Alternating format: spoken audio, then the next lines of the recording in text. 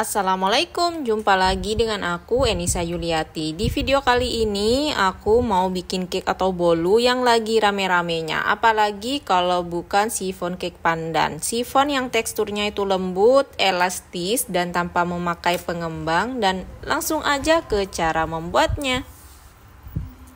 Untuk bahan A di sini ada 130 ml santan kental instan, jadi 2 pack kecil aku jadiin 1. Minyak masak sebagai lemaknya di sini, jadi aku nggak pakai margarin atau mentega. Tepung terigu protein rendah dan sedikit tepung jagung atau maizena, dan yang terakhir ini 8 butir kuning telur dalam keadaan masih segar dan fresh. Untuk yang pertama campur semua bahan A jadi 1, dan yang pertama di sini ada santan instan. Tambahkan pula minyak masak. Sekarang kita akan aduk rata semua bahan ketiganya, telur, santan, minyak masak, campurkan bahan liquid sampai rata agar mudah nanti mencampurkan bahan keringnya. Kalau udah tercampur semua menjadi rata, tambahkan tepung terigu dan tepung jagung atau maizena. Ayak terlebih dahulu agar adonan halus, mulus, tidak ada yang menggerindil. Atau kalau kalian gak mau ribet, bisa diayak terlebih dahulu untuk tepungnya tadi di awal. Jadi nanti pas ngaduk tinggal masukin aja. Aduk rata semua bahan A jadi 1 dengan menggunakan whisk, atau kalau kalian mau pakai hand mixer juga boleh. Pastikan tercampur semua bahan A sampai teksturnya menjadi padat seperti di video ini, tetapi adonannya masih bisa jatuh. Untuk resepnya ini sudah pas, jadi jangan ditambahkan untuk bahan liquid. Untuk bahan B di sini ada gula pasir, ada garam dan jeruk lemon. Untuk jeruk lemon nanti kita peras dan ambil airnya saja. Ada juga 8 putih telur, campurkan juga garam beserta perasan jeruk lemon. Untuk jeruk lemon untuk penghilang bau amis dari telurnya. Mixer kecepatan sedang sampai putih telur sedikit mengembang dan untuk pengadukan yang pertama di sini aku nggak tambahkan gula pasir dulu ya teman-teman. Nah, kalau udah mulai mengembang dan buihnya sudah mulai banyak, tambahkan gula pasir secara bertahap. Kali ini kita akan mixer dengan kecepatan sedang aja agar nanti adonan tidak cepat turun.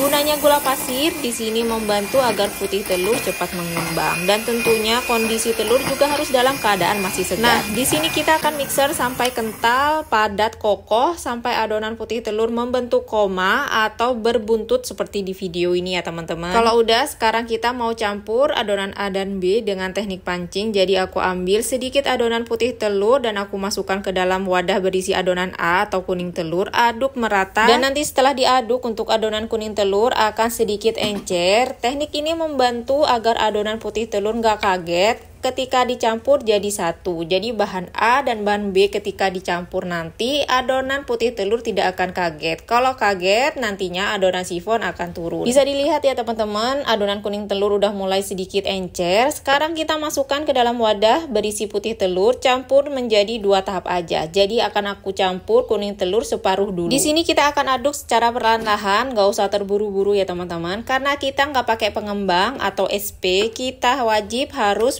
lakukan si adonan putih telur ini secara perlahan-lahan. Sekarang masukkan semua sisa adonan kuning telur, aduk perlahan. Pastikan tidak ada sisa kuning telur yang mengendap di bagian dasar putih telur. Kalau kita mixernya udah bener dan putih telurnya juga masih segar, contoh putih telur yang masih segar itu putihnya masih kental menjadi satu sama lain, jadi dia itu nggak encer saat memisahkan putih dan kuning telurnya. Kalau udah tercampur semua menjadi 1, sekarang kita akan tambahkan pandan essence atau pasta pandan kurang lebih 1 sendok teh ke dalam adonan chiffon, dan kita aduk lagi secara perlahan dan hati-hati. Dan selain menggunakan pasta pandan, kita juga bisa pakai jus daun pandan asli ya teman-teman. Kalau udah tercampur semua, sekarang kita akan tuang pada loyang atau paper cup seperti ini. Akan aku bagi menjadi 2 sama rata. Kalau perlu ditimbang juga bagus agar tingginya sama. Untuk ukuran satu resep ini aku saranin kalian menggunakan loyang atau paper cup ukuran tinggi 8 cm, lebar 10 dan panjang 16 sampai 18 cm. Di sini aku salah ukuran ya teman-teman.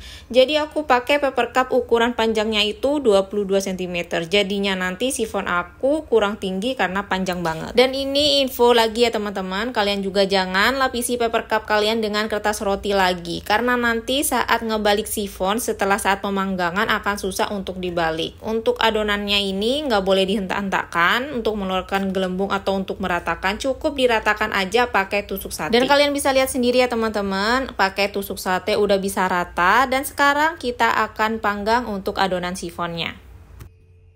Untuk ovennya udah aku panasin sebelumnya sampai suhu kurang lebih 160 derajat Celcius, atau bisa kalian sesuaikan dengan oven masing-masing. Api atas bawah, panggang selama 12 menit pertama kalau di oven aku, atau sampai bagian atasnya kering berwarna sedikit kecoklatan. Jadi bisa kalian lihat sendiri ya teman-teman, bagian atasnya udah kering sedikit kecoklatan dan bagian dalamnya ini masih basah atau encer. Sekarang kita slit di bagian tengahnya dengan menggunakan silet, cutter, atau pisau tajam, dan harus agak sedikit ke dalam ketika kita slit adonannya agar nanti cantik, merkah, lebar ya teman-teman. Dan kita akan slit juga untuk adonan sebelahnya, dan di sini aku nggak begitu dalam untuk slit adonan, jadinya nanti adonan aku kurang merkah melebar. Dan akan kita panggang lagi di suhu 150 derajat Celcius. Jadi suhunya aku turunin, yang awalnya 160 derajat Celcius aku turunin menjadi 150 derajat Celcius selama 40 menitan. Dan sebelumnya ini aku putar, yang tadinya di sebelah kiri aku putar ke sebelah kanan agar warnanya nanti coklat merata. Setelah kurang lebih 40 menitan, sekarang sifonnya udah mateng. Udah aku tes tusuk juga, dan ini jiggly banget loh teman-teman. Sesuai dengan perkataanku tadi, jangan ditambah lagi untuk paper cupnya dengan kertas roti agar tidak susah saat ngebalik adonannya. Kesalahan aku juga memakai kertas roti, jadinya bagian pinggir sifon cake bergelombang mengikuti struktur dari kertas rotinya. Jadinya nggak begitu rata untuk di bagian pinggir-pinggirnya. Mau aku potong, ini bener-bener jiggly banget pas dipotong. Potong tebal tipisnya sesuai selera kalian aja. Aku potong kira-kira lebarnya itu 1 ruas jari, kurang lebih 2 cm per potongnya. Perlu kalian ingat ya teman-teman, kalian jangan pakai kertas roti lagi. Jika kalian mau pakai loyang, lebih baik aku saranin bagian dasar bawahnya aja yang diberi kertas roti. Untuk bagian pinggir-pinggirnya kita tidak usah pakai kertas roti lagi. Sifon cake ini benar-benar empuk, elastis, mirip banget kayak squeezy mainan anak-anak. Serat-seratnya halus, kecil-kecil, dan ditekan-tekan gini dia tidak kusut ya teman-teman. Mirip banget kayak squeezy mainan anak-anak, tetapi yang ini squeezy-nya super duper lembut. Untuk bagian atasnya juga tidak keras, walaupun dia garing-garing coklat tua warnanya. Bolu ini simple tapi enak banget, dimakan juga nggak seret, dia lembab dan lembut. Empuknya juga tahan lama, walaupun 2 harian di suhu ruang, dia awet banget dan masih tetap lembut.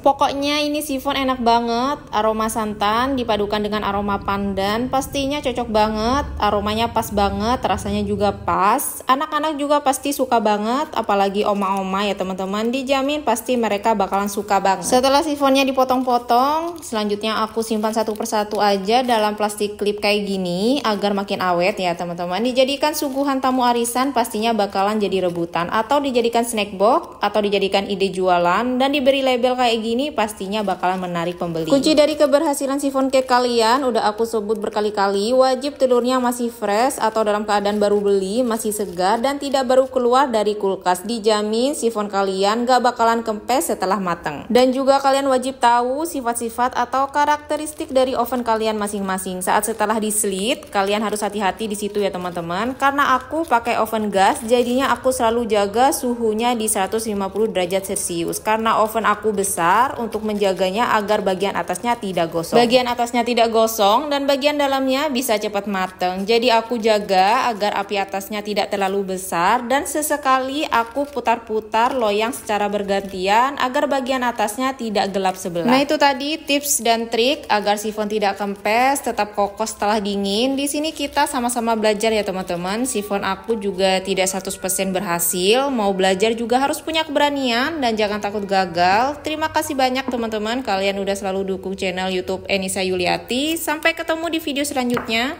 Mudah-mudahan bermanfaat. Terima kasih banyak dan bye-bye.